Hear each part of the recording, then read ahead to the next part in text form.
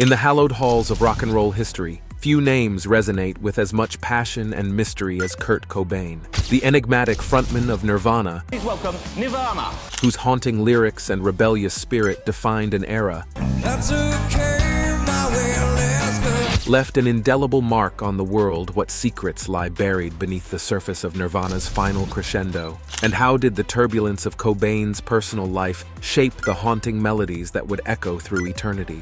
Join us on this journey as we unravel what the last year of Kurt Cobain's life was like.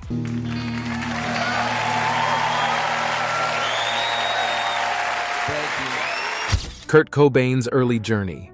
Kurt Cobain's journey began on February 20th, 1967, in Aberdeen, Washington. His parents, Donald and Wendy Cobain, led ordinary lives, his father a mechanic and his mother a waitress. Despite the tragic turn his life would later take, his childhood started like any other. In those early years, young Kurt was a beacon of joy, excitement, and care. As the first grandchild on both sides, he attracted people like a magnet, his home constantly filled with visitors. Kurt displayed a natural knack for music from a tender age. His Aunt Mary Earle, a guitarist, noticed his interest and talent as he began singing and playing the piano at just a few years old. His family wholeheartedly supported his passion for drawing too. However, around the age of 7, Kurt's spirit led to him being labeled as hyperactive. This marked the beginning of a complicated and medicated phase in his life. Prescribed Ritalin and sedatives to neutralize sleeplessness, Kurt was always filled with energy, jumping off things and knocking things over. As he grew older, the complications increased.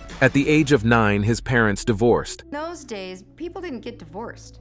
I mean, I didn't know anybody that was divorced. And Kurt underwent a noticeable transformation. Embarrassed by discussions about the divorce, he struggled to maintain connections with friends, becoming wild and antisocial. The confusion increases as his mother enters an abusive relationship, further distancing Kurt from her. His stepmother noted that what Kurt wanted most was affection and attention, but sadly, he often found himself disappointed. The negativity surrounding him took a toll on his schooling and social life, leading him to push back against the status exchange and invite bullying. Despite the pain, he also began to display bullying behavior himself. Kurt's violent relationship with his father increased, leading to therapy and eventual relocation to live with relatives. By his teens, he seemed to thrive on provoking others, even purposely losing a wrestling match to upset his father. His rebellion continued, leading to conflicts with his mother and eventually homelessness. During darkness, music became Kurt's solace. In Olympia, he discovered a vibrant music scene,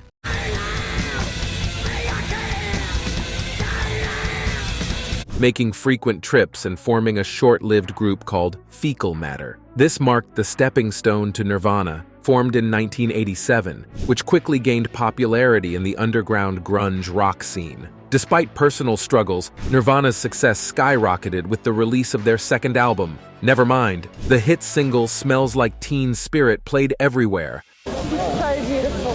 and the album topped global charts. Nirvana became the biggest band in the world, reaching heights that surpassed Kurt's wildest dreams. However, for the newly crowned rock icon, the overwhelming nature of success became a heavy burden. The Dark Symphony of Kurt Cobain. Cobain's journey into the realms of altered consciousness began at the young age of 13, with a humble introduction to the world of marijuana. However, as the colorful hanging of the early 1980s unfolded, his experimentation evolved into a psychedelic journey that extended beyond the familiar territory of pot. According to Nirvana's bassist, Chris Novoselic, Kurt's explorations included forays into the enigmatic realms of LSD and a melange of other mind-altering substances. In this chemical labyrinth, 1986 marked a pivotal moment as Cobain's experimentation turned into a dalliance with the notorious allure of heroin. What commenced as a flirtation with the forbidden gradually transformed into a full-blown liaison, casting a shadow over his artistic brilliance. This dark chapter became the defining addiction that would shape the narrative of Cobain's tumultuous existence. As fame knocked on Cobain's door, it wasn't a smooth transition from obscurity to the zenith of global acclaim. The disorienting shift from complete anonymity to being the flag bearer of the world's #1 band, Nirvana. Coping mechanisms varied widely. While some found solace in a glass of beer or a sip of wine, Kurt's refuge lay in the sinister embrace of heroin. The narrative takes an interesting turn with Cobain's frequent mention of an unspecified chronic stomach condition. Rolling Stone's chronicles unveil that Cobain's stomach troubles manifested during a globe-trotting tour, forcing the cancellation of dates in England and adding another layer of complexity to his enigmatic persona. Yet, behind the curtain of uncertainty, Cobain's journey through addiction was a symphony of contrasting opinions. Some argued that his stomach troubles were the genesis of a dangerous dance with substances, while others dismissed it as a mere alibi. Regardless, the intricate dance between physical affliction and psychological tumult was well underway. Zooming in on Cobain's canvas, high school antics and earlier behavior emerge as cryptic brushstrokes, hinting at underlying struggles with anxiety and depression. The whispers of a family history punctuated by multiple suicides added a layer of tragic resonance to his narrative. It's even claimed, though contested, that Kurt attempted to take his own life in his early teens, a haunting echo that reverberated through his rise to stardom. Amidst the cacophony of fame, Cobain's mental health struggles intensified, becoming entwined with the ascending crescendo of his drug use. His story then becomes a vivid exploration of the delicate dance between genius and torment, where fame, addiction, and mental health converge in a turbulent symphony that defined the tragically short yet profoundly impactful life of Kurt Cobain. From Janitorial Dreams to Rockstar Reality, Kurt Cobain boldly defied convention by dropping out of high school just a mere fortnight before donning his graduation cap, recognizing a shortfall in the credits required for commencement. In a curious twist of fate, he found himself donning a janitorial uniform at the very institution he departed. While harboring a palpable disdain for the janitorial grind, Cobain sought refuge in the strings of his guitar, crafting a sanctuary where he honed his musical prowess for hours on end. This clandestine endeavor became a clandestine source of self-validation, a secret shield against the challenges that life threw at him. In the intimate pages of his journal, Cobain laid bare his audacious dream of ascending to the hallowed halls of rockstar fame. Collaborating with the towering and eccentric Chris Novoselic, the duo, along with drummer Chad Channing, embarked on a musical odyssey marked by a plethora of band names, ranging from the comical Ed, Ted, and Fred, before serendipitously settling on the iconic moniker Nirvana. As Cobain pondered the meaning of Nirvana, he discerned a recurring motif of freedom, encapsulating their music as an emancipation from the shackles of musical categorization. In the embryonic stages of his musical journey, Cobain grappled with financial instability, necessitating his dual existence as a janitor. The irony lay in his unconventional approach to the job. Rather than diligently scrubbing floors, he found solace in clandestine naps within motel rooms and liberating the remnants of guests' refrigerators. Simultaneously, Cobain immersed himself in the vibrant punk scene, where he crossed paths with Tracy Miranda, a pivotal figure in his life, at a local club.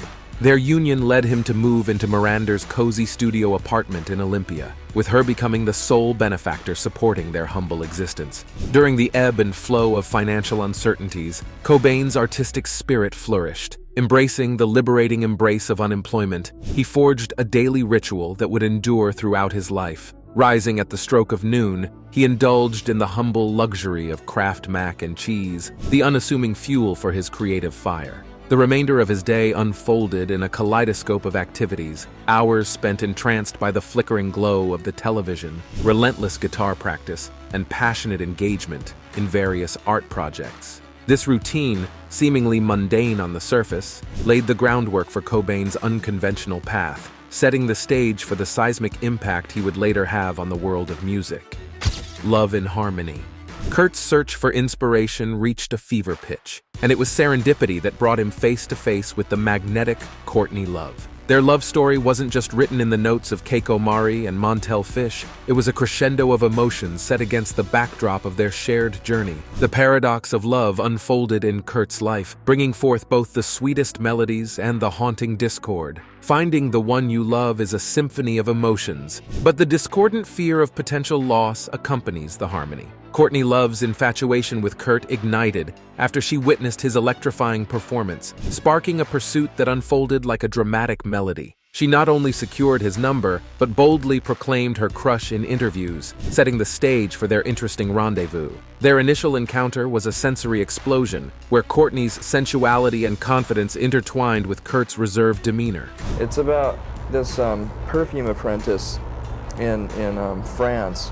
On November 8, 1991, Kurt poured out his heart to Courtney on live UK television, a declaration that added a poignant note to their evolving love saga. She became the embodiment of all that Kurt aspired to be: loud, proud, and unapologetically genuine. Their connection deepened as they discovered a shared hanging of early traumas, provided Kurt with a companion who understood the echoes of a tumultuous past. Kurt found solace in Courtney's interesting personality, a captivating blend of artistry, intellect, and an unapologetic embrace of a rebellious lifestyle. During skepticism about Courtney's motives, it's essential to note that she was already a successful musician,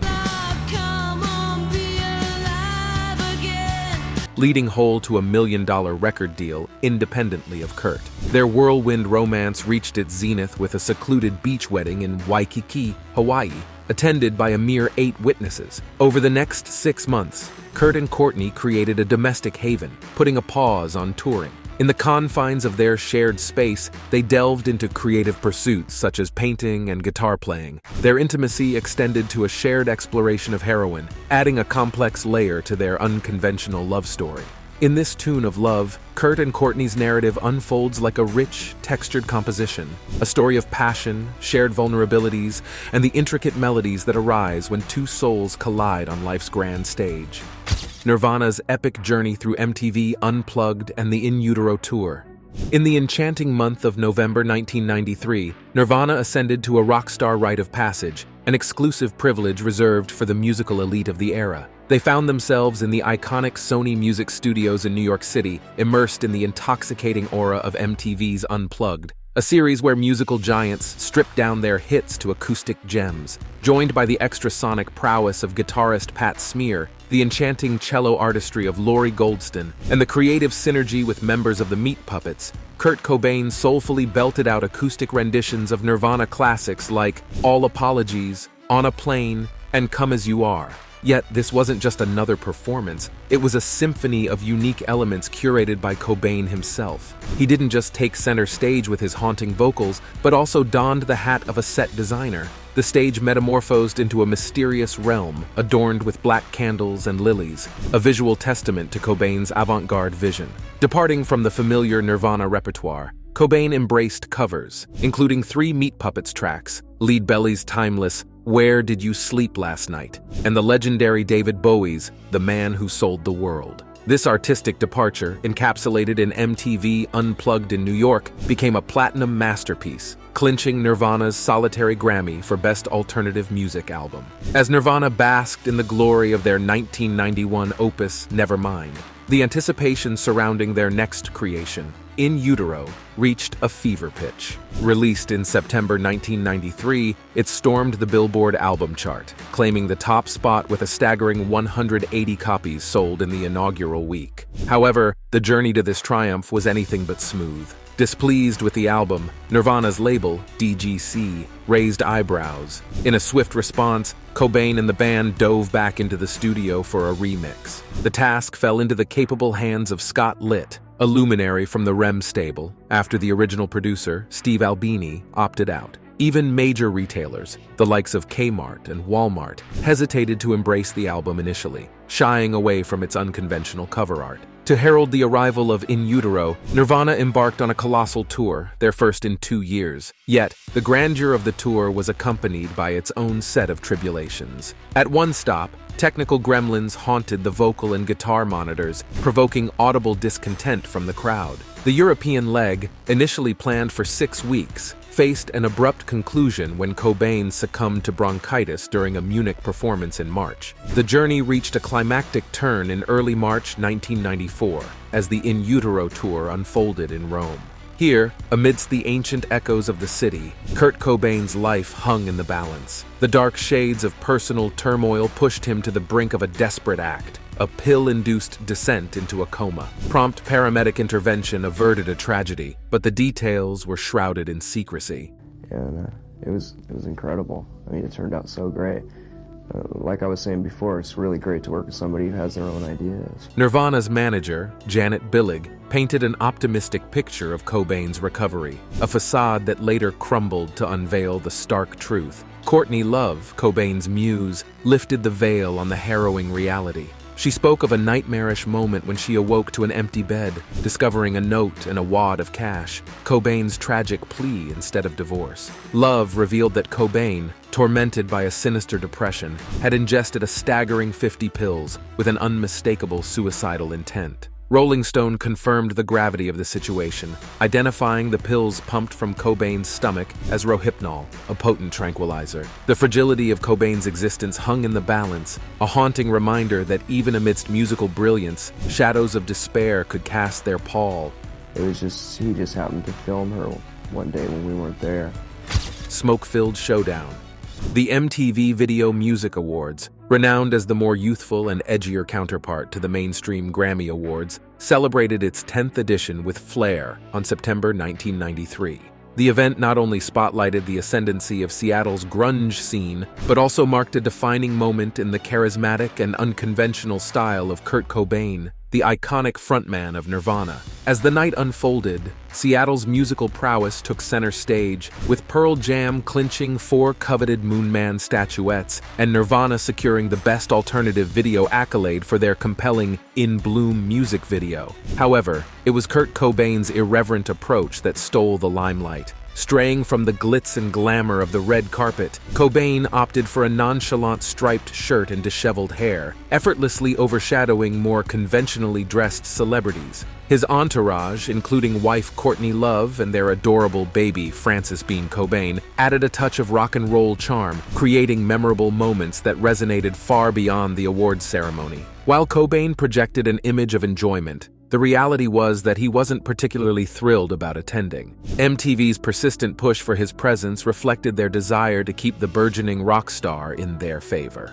Despite Cobain's aversion to formalities, he recognized the significance of MTV in promoting his band's music videos and sought to maintain a positive alliance. By the fall of 1993, Nirvana had skyrocketed to global stardom, eagerly anticipating the release of their highly awaited follow-up to the groundbreaking album Nevermind. On September 25, 1993, the band secured a prestigious spot on the season premiere of Saturday Night Live, hosted by none other than NBA star Charles Barkley. Despite Barkley's initial ignorance about Nirvana, he was thoroughly impressed by their performance and found the band members amicable, even recalling the presence of Courtney Love. Behind the scenes, the dynamics between Barkley and Nirvana unfolded amusingly. With adjacent dressing rooms, Barkley kept his door open for a constant flow of visitors, while Nirvana chose to keep theirs closed. Not out of aloofness, but mainly due to the aromatic cloud of marijuana smoke that enveloped their space. Barkley humorously recounted how every time Nirvana cracked their door open, he unwittingly experienced a contact high, adding an unexpected element of camaraderie between the world of sports and rock and roll. The unconventional path to Nirvana's Nevermind. As Nirvana delved into recording 6 demo tracks alongside the adept Butch Vig, their musical journey took an intriguing turn. These demos, crafted with meticulous care, became the sonic ambassadors that Nirvana used to navigate the competitive landscape of the music industry, searching for a new haven in the form of a record label. What set them apart wasn't just their raw talent, but the fact that they had cultivated an audience the old-fashioned way, through relentless touring, a proof of their commitment to the craft. The backdrop of Nirvana's ascent featured not just a casual stroll into fame, but a dramatic bidding war among labels vying for the privilege of being associated with the band. In April 1991, the ink dried on Nirvana's contract with DGC, a smaller but potent imprint of Geffen Records. This contract wasn't just a nod of approval, it was a financial pat on the back, with Nirvana pocketing a substantial $287,000, the kind of deal that set records for a Northwest band at that particular moment in music history. Kurt Cobain, the enigmatic frontman, upon receiving this substantial paycheck, didn't conform to the usual rock star stereotype of excess and indulgence. Instead, he first settled his rent, grounding himself in the reality of life before embarking on a whimsical adventure. This led him to a shopping spree at Toys R Us, where he let loose and spent close to $1,000, unabashedly expressing a desire to retain the essence of being a Toys R Us kid amidst the whirlwind of success. Kurt and Dave shared a modest apartment in Olympia, while Chris lived a short distance away in Tacoma. Despite the geographic challenge, they undertook a nightly pilgrimage for 3 months, driving to Tacoma to fine-tune their craft. The dedication, the camaraderie, and the creative synergy set the stage for what would become the bedrock of their major label debut. As the recording sessions for their major label debut unfolded in Los Angeles in May 1991, Nirvana found themselves in a different league. The infusion of a substantial budget, coupled with the expertise of Butch Vig and a professional mixing team, ensured that Nirvana's brilliance wasn't overshadowed by the constraints of a modest production setup. The transformation was palpable, elevating their sound to new heights. The album, initially conceived with the working title Sheep, underwent a metamorphosis. Kurt, always the artistic mind, decided on Nevermind as the moniker, embodying a profound philosophical outlook. The decision wasn't arbitrary. It was a deliberate expression of Kurt's nonchalant attitude toward life, a sentiment that would resonate with legions of fans. The album cover unfolded as a captivating story of inspiration and compromise. Kurt's meticulous planning for liner notes and conceptual cover art took an unexpected turn after watching a television show on underwater childbirth. Unable to secure footage from the program, Kurt sketched a compelling scene: an infant boy submerged, fervently pursuing a floating dollar bill underwater. The image, despite DGCC's initial reservations about the depiction of baby genitalia, was ultimately accepted, with a cleverly placed sticker addressing the concern. The release day of Nevermind marked not just the introduction of a groundbreaking album, but the unleashing of an artistic vision onto the world. DGC, cautiously optimistic, initially pressed a modest 46,000 copies, underestimating the storm that Nirvana would unleash. The fan base's unwavering support led to a swift sellout, leaving the album momentarily out of reach for eager listeners. Despite debuting at a seemingly humble 144th place on the Billboard charts, Nevermind defied projections, slowly but surely climbing the ranks. The omnipresent Smells Like Teen Spirit on MTV further fueled the fire, propelling Nirvana to the forefront of a musical revolution. The Unseen Battle. In the spring of 1992, the air was thick with speculation about Kurt Cobain's alleged drug use. When confronted by Rolling Stone, Cobain vehemently denied the rumors, projecting an image of clean living. Little did the public know, Cobain was secretly grappling with a full-blown heroin addiction at the time, creating a stark contrast between his public denials and private struggles. Courtney Love, Cobain's partner, had managed to overcome her battles with addiction before entering into a relationship with him. However, the collision of a recovering addict with one still in the throes of substance abuse proved to be a combustible mix. The consequences were inevitable, setting the stage for a dramatic chapter in their tumultuous journey. The revelation of Courtney's pregnancy amidst the haze of their drug-fueled existence prompted a pivotal shift. In a surprising turn of events, Courtney, upon discovering her pregnancy, immediately ceased using heroin. This decision led to a battery of tests to ensure the health of the unborn child, ultimately providing the couple with a beacon of hope in an otherwise dark and chaotic period. As Kurt eagerly studied the sonograms, his expressions of awe and endearment toward the tiny life inside Courtney's womb were captured in his repeated exclamation of, "Look at that little bean." This intimate detail not only showcased the softer side of the rock icon, but also laid the foundation for the unique name chosen for their daughter, Frances Bean Cobain. Frances made her debut on August 18, 1992, much to the relief of those close to the couple. The initial joy, however, was short-lived, as a Vanity Fair article titled "Strange Love" hit the stands in September. The article accused Courtney of heroin use during her pregnancy, thrusting the couple into the unforgiving spotlight of public scrutiny. Media outlets seized upon the sensational narrative, with one magazine going so far as to run a headline story declaring, "Rockstar's baby is born a junkie." The public uproar reached a fever pitch, leading to child welfare officers temporarily removing Frances from her parents' care based on the contentious Vanity Fair story. The subsequent court hearing, marked by its own set of dramatic twists, eventually culminated in Frances being returned to her parents' care around her 7-month birthday. This harrowing experience left Kurt Cobain deeply distrustful of the media and those around him. It fueled a newfound selectiveness in his interactions with the press, as he sought to protect his family from the invasive and often inaccurate narratives spun by the tabloids. During these personal trials, 2 days after the court hearing, Kurt found himself boarding a plane to England for Nirvana's headline performance at the 1992 Reading Festival. The crescendo of success in the music industry, however, had transformed the once enjoyable pursuit of music into a pressure-laden obligation. The constant demand for tours and new music had turned Kurt's passion into a burden, leaving him grappling with the complexities of fame. Despite the joys of fatherhood and his deep affection for Frances, Kurt found no solace from the grip of drug addiction. The persistent rumors surrounding his life, including false reports of his demise, only added to the mounting pressures. This internal struggle was encapsulated in the haunting self-talk that reverberated through Kurt's writings. "I hate myself, and I want to die." In a twist of irony, this dark sentiment became the envisioned title for Nirvana's next album, embodying the turbulent and conflicted psyche of the iconic musician. The Mysterious Disappearance.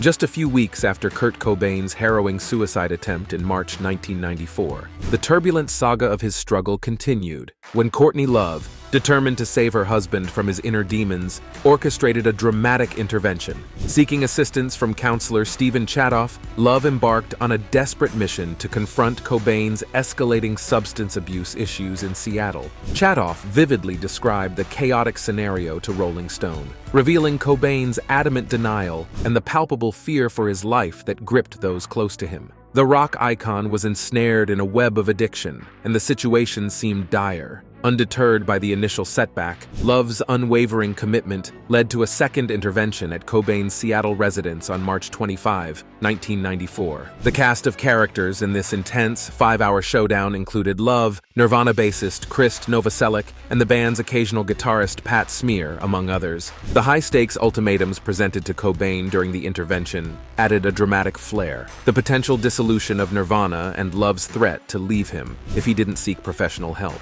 Love, reflecting on the intervention, admitted to being firm with Cobain, even recounting a heart-wrenching incident involving their child. This revelation shed light on the complex dynamics within their relationship and added a layer of emotional depth to the already intense narrative. In the aftermath of the intervention, Love jetted off to Los Angeles to enroll herself in a drug rehab program, while Cobain, still in Seattle, embarked on a peculiar quest for a shotgun. Ostensibly for protection, Cobain left the weapon behind before flying to LA to check into rehab. The details of this episode cast a shadow of mystery over the rock star's actions and intentions. Love, grappling with the consequences of her intervention, later expressed regret, describing it as a panicked decision. Cobain, despite his initial resistance, eventually succumbed to the collective concerns of his wife and bandmates, taking a flight to Los Angeles in late March 1994 to seek refuge at the Exodus Recovery Center in Marina del Rey, California.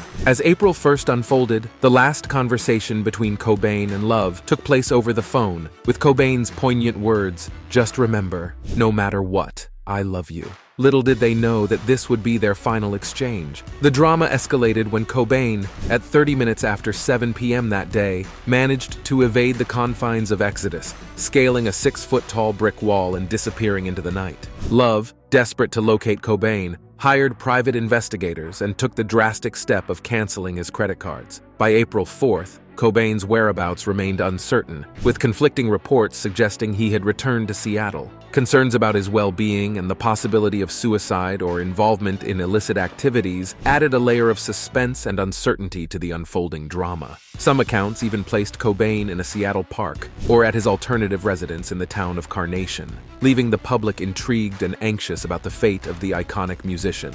The mystery behind the final notes. Kurt Cobain's final days are shrouded in the mystique of rock history, creating a hanging of interest that not even the most seasoned private investigator could untangle. Fast forward to April 8, 1994, and an unforeseen twist unfolds as an electrician, arriving for routine work, stumbles upon the lifeless body of the iconic musician in his Seattle home. The world is jolted awake on a Friday morning, greeted by the shocking revelation that Cobain had met his demise through what appeared to be a self-inflicted shotgun blast to the head. As investigators delve into the aftermath, they unearth a purported suicide note at the scene, its contents tantalizingly undisclosed. The autopsy, a macabre unraveling of events, discloses that Cobain had departed this world 3 days earlier on April 5th, a victim of a self-inflicted shotgun wound. In a heart-wrenching note addressed to his childhood imaginary friend, Cobain reveals the haunting truth about his dwindling passion for music creation and writing over the years. Despite the prevailing narrative of self-inflicted tragedy, persistent whispers of foul play linger, with Detective Tom Grant standing as a skeptical sentinel against the accepted tale of suicide. Cobain's 1994 passing remains a kaleidoscope of controversy, slicing through the fabric of his fans, friends, and even law enforcement. Over a quarter-century later, the global mourning endures, and on the anniversary of his death, devotees converge at poignant locations like Veretta Park. Here, amidst the echo of his iconic tunes, lyrics are etched onto benches, becoming a living proof of his everlasting impact. Kurt Cobain, frozen in public memory at the youthful age of 27, is not merely a rock legend, but an enduring icon. Yet beyond the melancholy, there's an insatiable curiosity about the unwritten symphonies, the lyrical tales left unsung. Cobain, however, defies mortality through the vibrant musical legacy he bequeathed, resonating in the hearts of fans worldwide, proof of his profound influence on the world of music. Thanks for watching, and we'll see you in the next one.